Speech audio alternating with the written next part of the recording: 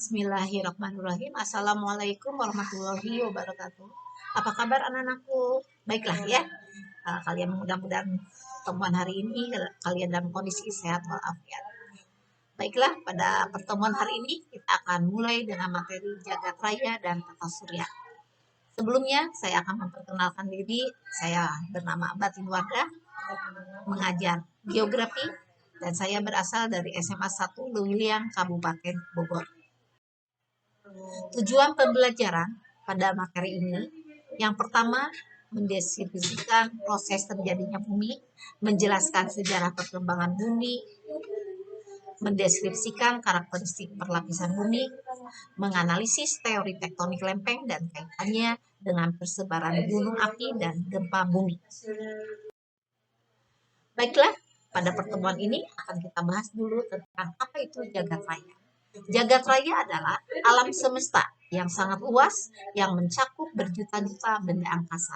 Sedangkan tata surya susunan yang terdiri dari matahari dan planet-planet yang berada di sekitarnya. Teori-teori pembentukan jagat raya. Yang pertama yaitu tentang teori jagat raya yang mengembang, teori ledakan besar, teori keadaan, teori pembentukan tata surya. Yang pertama, teori kabut atau nebula, teori planetesimal, teori pasang surut, teori awan debu, dan teori bintang kembar. Bagaimana sejarah pembentukan muka bumi? Kalian lihat kan di sini, ini adalah bumi kita. Bumi kita kalau kalian digambarkan seperti telur asin. Kalau kalian membelah telur asin, maka akan kalian melihat ya, lapisan kulit dari cangkang telur asin kita sebut dengan litosfer. Bagian luarnya disebut sial, bagian dalamnya disebut sima. Kalian belah telur asin tadi, kemudian kalian lihat bagian putihnya yang kita sebut dengan astenosfer. Kemudian kuning telurnya kita sebut dengan inti bumi, yang kita sebut dengan barisfer. Ada inti bumi dalam dan inti bumi luar. Perkembangan bentuk permukaan bumi. Yang pertama yaitu teori kontraksi. Kedua, teori Laurasia dan Gondwana. Yang ketiga, teori apungan benua atau continental drift. Dan yang keempat, teori arus konveksi, teori pergeseran dasar laut, dan yang terakhir, teori lempeng tektonik. Teori kontraksi dikemukakan oleh James Dana dan Elie de Bauman. Dia menyatakan bahwa kerak bumi mengalami pengerutan karena terjadinya pendinginan di bagian dalam bumi akibat konduksi panas. Kemudian mengalami pengerutan ini akibat bumi menjadilah tidak rata. Teori Laurasia dan Gondwana dikemukakan oleh Antonia Schneider Pellegrini. Dia mengatakan bahwa benua-benua terutama Afrika dan Amerika Selatan merupakan benua yang pernah bersatu. Menurut Frank B. Tyler, bahwa awal mulanya hanya terdapat dua benua di bumi, yaitu Laurasia dan Gondwana.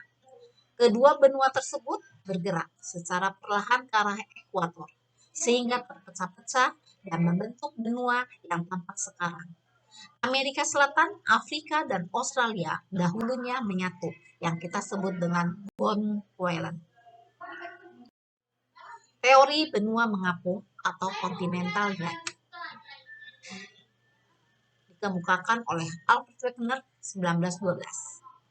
Dia mengatakan bahwa awalnya hanya terdapat sebuah benua besar yang disebut dengan Pangea, sebuah samudra yang kita sebut Pantalasa.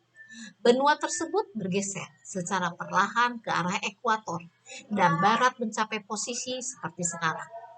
Pergeseran ini diakibatkan oleh adanya rotasi bumi yang menghasilkan gaya sentrifugal, sehingga gerakan cenderung ke arah ekuator, sedangkan adanya gaya tarik-menarik antara bumi menghasilkan gerak ke arah barat. Teori mengapung continental drift dan teori Laurasia dan Gondwana.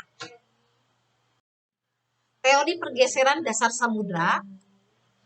Teori pergeseran dasar samudra merupakan hasil pengembangan dari teori konveksi. Dikemukakan oleh Robert Buys, peneliti topografi dasar laut, menemukan bukti-bukti tentang terjadinya pergeseran dasar laut dari arah punggung dasar ke kedua sisinya. Teori arus konveksi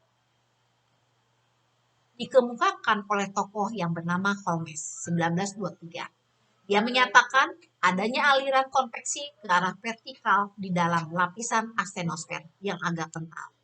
Aliran konveksi yang merambat ke dalam kerak bumi menyebabkan batuan kerak bumi menjadi lunak. Gerak aliran dari dalam mengakibatkan permukaan bumi akhirnya tidak rata. Teori lempeng tektonik dikemukakan oleh Mackenzie dan Robert Farquhar. Dia menyempurnakan teori sebelumnya, yaitu teori kontraksi, teori Laurasia, Gondwana, teori apungan benua, teori arus konveksi, dan teori pergeseran dasar samudra. Teori menyatakan bahwa kerak bumi dan litosfer yang mengapung di atas lapisan astenosfer dianggap satu lempeng yang saling berhubungan. Aliran arus konveksi yang keluar dari punggung laut menyebar ke kedua sisinya, sedangkan bagian lainnya akan masuk kembali ke dalam dan bercampur dengan materi di lapisan itu. Daerah tempat masuknya materi tersebut merupakan patahan atau yang kita sebut dengan transform fault yang ditandai dengan adanya palung laut dan pulau vulkanis. Teori lempeng tektonik. Pada saat ini, di permukaan bumi terdapat 6 lempeng utama. Yang pertama, lempeng Eurasia, meliputi Eropa, Asia, dan daerah pinggirannya yang termasuk Indonesia. 2, lempeng Amerika. Wilayahnya meliputi Amerika Utara, Amerika Selatan, dan setengah bagian barat Lautan Atlantik. Yang ketiga, lempeng Afrika. Wilayahnya meliputi Afrika, setengah bagian timur Lautan Atlantik, dan barat Lautan Hindia. Dan yang keempat, lempeng Pasifik. Wilayahnya meliputi seluruh lempeng di Lautan Pasifik. Dan yang kelima, lempeng Indo-Australia. Wilayahnya meliputi lempeng Lautan Hindia serta subkontinen Hindia dan Australia bagian barat. Dan yang keenam, lempeng Antartika. Wilayahnya meliputi kontinen Antartika dan lempeng Lautan Antartika. Inilah kalau kita melihat peta bagaimana penyebaran dari lempeng tektonik tadi. Dan dari benua Eurasia, dari Asia, Amerika Utara, Selatan, kemudian daerah Saudi, ya, Afrika di sini, Australia. Indonesia adalah bagian daripada Ring of Fire, dikelilingi oleh jalur gunung api.